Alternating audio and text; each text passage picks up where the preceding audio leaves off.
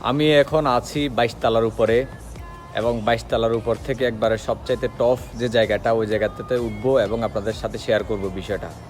So হচ্ছে কেউ ভিডিওটি স্কিপ করবেন না, পুরো ভিডিওটি দেখবেন।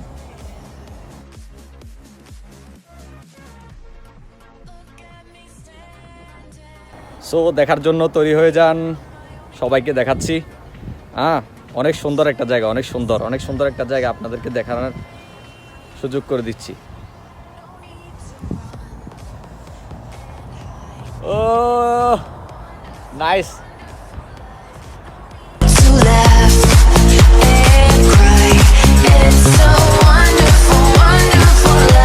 Don't need to run.